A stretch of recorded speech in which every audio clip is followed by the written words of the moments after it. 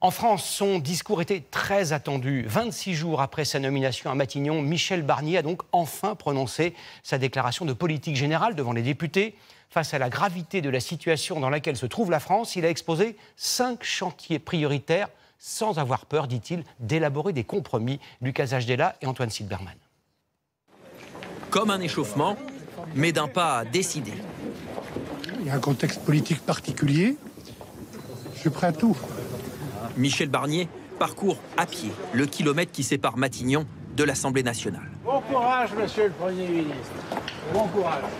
Dès son arrivée à la tribune, Madame la Présidente, les députés de la France Insoumise brandissent leur carte d'électeur, symbole d'un verdict des urnes bafoué selon eux. les policiers... Le Premier ministre, imperturbable, ne se laisse à aucun moment intimider. En réponse, il présente aux députés sa méthode. Le mot de compromis, ce n'est pas un gros mot. Nous écouterons et nous respecterons chacune et chacun d'entre vous, même si ce respect n'est pas toujours réciproque. Avec un triptyque répété une dizaine de fois.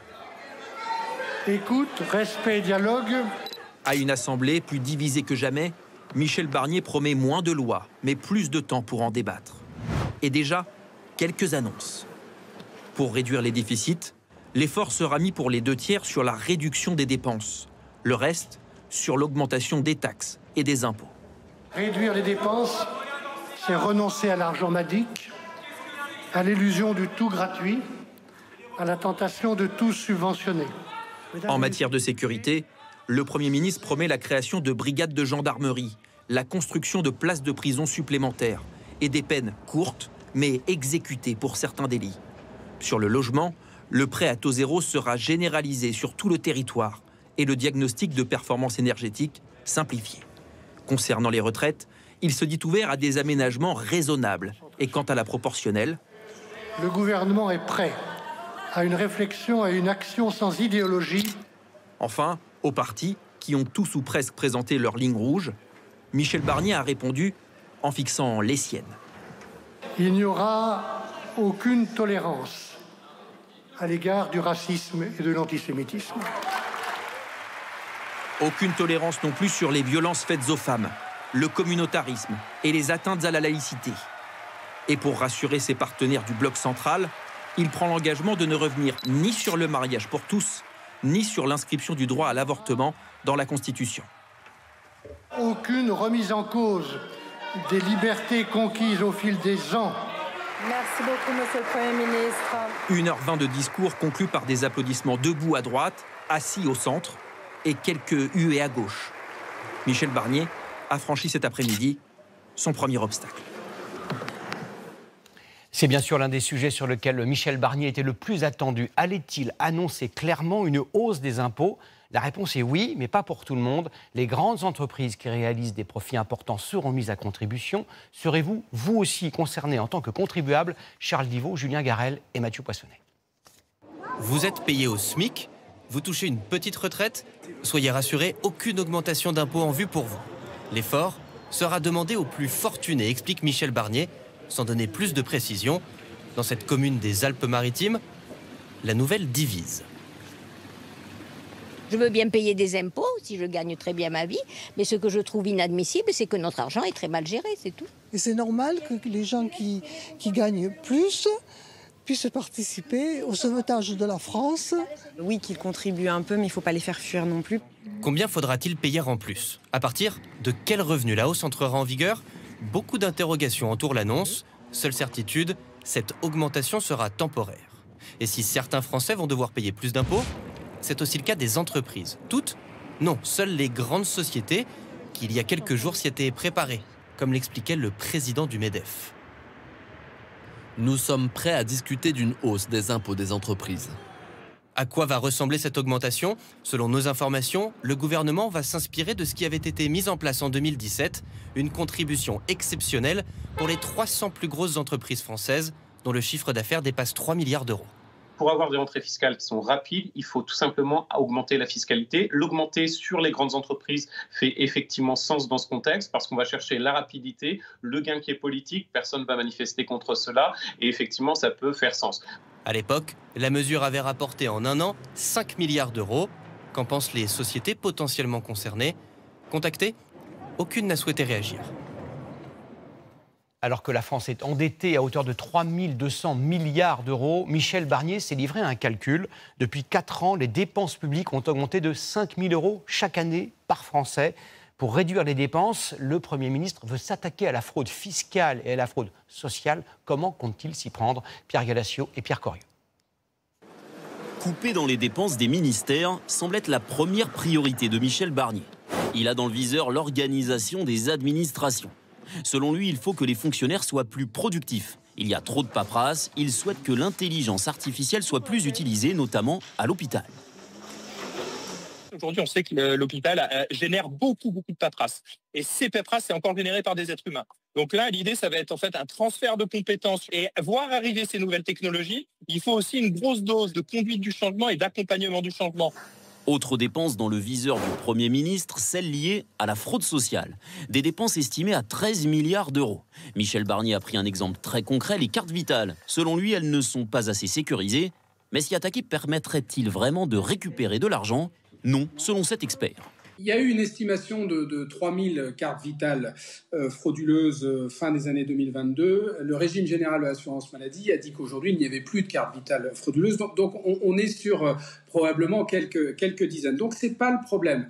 Le Premier ministre souhaite aussi s'attaquer à la fraude fiscale. Un chantier sur lequel les gouvernements précédents ont déjà travaillé. Souvenez-vous notamment de la reconnaissance des piscines non déclarées par satellite. Et puis pour toujours moins dépenser d'argent public, l'immobilier de l'État est aussi dans le viseur. Le Premier ministre a par exemple parlé de locaux loués à prix d'or à Paris, lesquels, mystère, mais selon nos informations, il pourrait par exemple s'agir de cette annexe du ministère de l'économie située dans le 13e arrondissement. Objectif de tous ces dossiers, ramener le déficit public sous les 5% en 2025. Pour tenter de sortir la France de la pire crise du logement depuis au moins 30 ans, Michel Barnier a annoncé plusieurs mesures, notamment l'extension du prêt à taux zéro à tout le territoire, alors qu'il est aujourd'hui limité aux zones tendues. Autre engagement, la simplification du diagnostic de performance énergétique. Le Premier ministre était également très attendu sur la question des salaires et du pouvoir d'achat. Première annonce qui concerne les 3 millions de salariés payés au SMIC. Le salaire minimum va être revalorisé par anticipation dès le 1er novembre prochain de 2%, soit 28 € net de plus par mois. Comment cette mesure a-t-elle été accueillie par les salariés et les employeurs? Thomas Jarion, Arsène Gay et Amandine Creff. Bonne nouvelle pour cette coiffeuse. Son salaire va augmenter de 2% plutôt que prévu. Jessie Dumoulin est employée au SMIC. Le 1er novembre, sa rémunération nette va passer de 1 399 à 1 427 €, soit 28 € de plus par mois. C'est déjà bien, parce que d'être payé au SMIC, c'est pas grand-chose. Mais oui, c'est mieux que rien, c'est sûr, on va pas se plaindre. Quand on lui demande ce que cela va concrètement changer dans son quotidien, elle se montre plus mesurée. Sincèrement, pas grand-chose. On se dit voilà, c'est bien, il augmente de plus en plus, c'est parfait. Mais le coût de la vie augmente aussi, donc au final, ça change pas grand-chose en fait à notre quotidien, quoi. Cette hausse du SMIC était initialement prévue le 1er janvier prochain. Michel Barnier l'a avancée de 2 mois. Ils sont bien faits là. Alain Fontaine est restaurateur. Il emploie 26 personnes. Cette hausse du SMIC, il va devoir la prendre en compte. J'ai 2 salaires qui sont au-dessus du SMIC, mais le SMIC vient se coller à eux. Petit à petit. L'un de ces bas salaires, c'est Da Silveira, qui vient d'arriver. On va t'augmenter de 2%, puisqu'il a annoncé l'augmentation du SMIC de 2%. Quand votre salaire vous est versé, votre employeur paye des charges. Pour les bas salaires, il existe des allègements. Eh bien, cela pourrait changer. Si ces charges augmentent, notre restaurateur ne se voit pas augmenter ses prix pour compenser. Non, c'est fini. Clairement, on a fait les augmentations qu'il fallait, qui étaient obligatoires. Quand je dis qu'il fallait, on ne l'a pas fait par plaisir. Le Premier ministre estime que ces allègements de charges sur les bas salaires n'incitent pas les entreprises à augmenter leurs salariés. Concernant la justice, sans doute à la lumière d'affaires récentes mettant en cause des mineurs, Michel Barnier a annoncé des mesures de fermeté. Certains mineurs délinquants pourraient être dorénavant jugés en comparution immédiate. D'autres annonces concernent plus généralement la réponse pénale et l'exécution des peines. Georges Brenier et Alexandre Tocny. Aux yeux du Premier ministre, c'est désormais une priorité. Que les sanctions judiciaires soient systématiquement exécutées, appliquées rapidement et avec moins de recours possible. Dans le viseur de Michel Barnier, ce qu'il appelle la montée continue de la violence des mineurs. Le chef du gouvernement souhaite que des jeunes puissent, comme les adultes, passer en comparution immédiate. Seuls les suspects de plus de 16 ans, déjà connus de la justice et impliqués dans des violences très graves seront concernés. D'après cette magistrate, aller plus vite n'est pas une priorité. C'est une proposition qui ne répond à aucun besoin, c'est-à-dire quel est le lien entre l'efficacité de la réponse pénale et sa rapidité. C'est-à-dire que l'efficacité d'une réponse pénale, elle ne tient pas à sa rapidité, elle tient au sens de la peine qui est prononcée.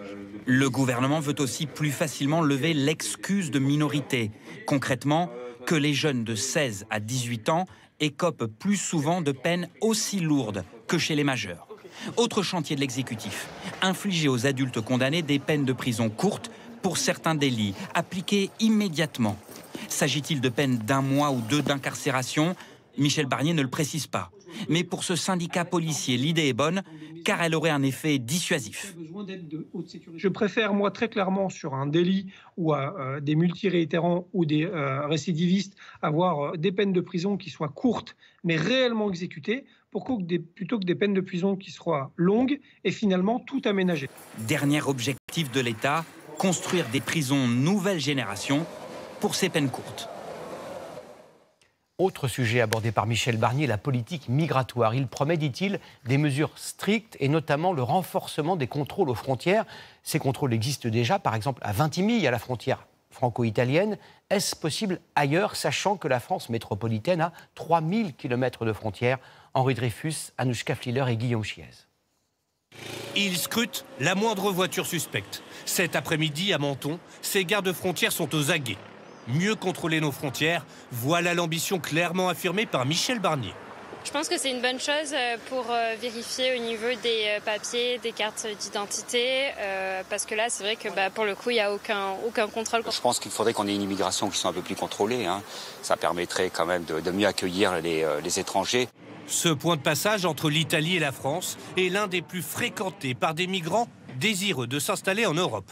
Face à un tel afflux, la police aux frontières exige ce soir des moyens renforcés. Qui, quand, comment parce que c'est vrai que là déjà sur Menton, les effectifs sont à flux tendu. Donc encore une fois, oui, une bonne idée, mais il va falloir être attentif sur les moyens mis à disposition en fait. Le renforcement de ces contrôles à nos frontières existe déjà ailleurs en Europe. 8 pays de l'espace Schengen ont mis en place de telles mesures. Le dernier en date, l'Allemagne. Depuis 15 jours et pendant 6 mois, le pays a décidé de durcir ses contrôles sur toutes ses frontières. Nous ne contrôlons pas seulement les routes, mais aussi les autoroutes, les trains internationaux qui passent ici, sans oublier le tram qui relie Strasbourg et Kiel. À Menton, ces fréquents contrôles à la frontière italienne donnent des résultats. Chaque année, ces policiers interpellent une 50aine de passeurs. Pendant son discours, Michel Barnier a également évoqué la crise en Nouvelle-Calédonie, la plus grave depuis 40 ans. Il a annoncé le report des élections provinciales, prévues le 15 décembre prochain. Elles n'auront lieu que fin 2025 au plus tôt. Il a par ailleurs annoncé, et c'est important, l'abandon du projet de loi de dégel du corps électoral qui était à l'origine des émeutes qui ont enflammé l'archipel et qui ont fait 13 morts depuis mai dernier. Après ce discours de Michel Barnier, tous les présidents de groupes parlementaires, ils sont 11, se sont succédés pour lui répondre. Certains attendent de le voir en action pour juger, d'autres ont déjà un avis. Noé Gandillo, Alison Tassin et Iker Zabala. Dernière relecture, dernière correction pour Marine Le Pen dans son bureau de l'Assemblée. Elle sera la première à répondre au discours de politique générale du Premier ministre. Et elle nous le confie, elle fera attention à chaque mot prononcé par Michel Barnier. Bien sûr, un gouvernement sous surveillance. Encore une fois, c'est la mission que nous ont donnée les 11 millions d'électeurs. 1 heure plus tard dans l'hémicycle, Marine Le Pen répète qu'elle ne censurera pas d'emblée le nouveau gouvernement, mais elle exige des gages. Face à l'explosion de l'immigration légale et illégale, qu'allez-vous faire de sérieux? Parmi les demandes de Marine Le Pen, une nouvelle loi immigration début 2025. Ensuite, c'est au tour de Gabriel Attal, dont le parti compte 13 ministres et secrétaires d'État dans le gouvernement Barnier, de poser ses lignes rouges. elles concernent en premier lieu les hausses d'impôts. Prenons garde à ce que derrière une prétendue justice fiscale ne surgisse une véritable injustice sociale. Car augmenter les impôts de nos entreprises, cela peut en affaiblir beaucoup. Si le Bloc central et le RN attendent de voir, le NFP a lui déjà pris sa décision. Ce sera, quoi qu'il en soit, la censure. Tout le monde a compris que la parole, les priorités qui ont été exprimées par les Françaises et les Français, M. Barnier n'en tient pas compte et qu'à partir de ce moment-là, la seule réponse possible, c'est celle de la censure. Un vote de censure déposé par la gauche qui sera discuté dans l'hémicycle la semaine prochaine. Juste avant de donner la parole à Michel Barnier, la présidente de l'Assemblée nationale, Yaël Braun-Pivet, a réclamé une minute de silence en hommage à Philippine, cette jeune femme de 19 ans tuée dans le bois de Boulogne le 20 septembre. Bruno Retailleau, le ministre de l'Intérieur, a rendu visite en fin d'après-midi aux parents de la jeune fille. Le meurtrier présumé de Philippine est lui toujours en attente de son extradition de Suisse pour être incarcéré en France.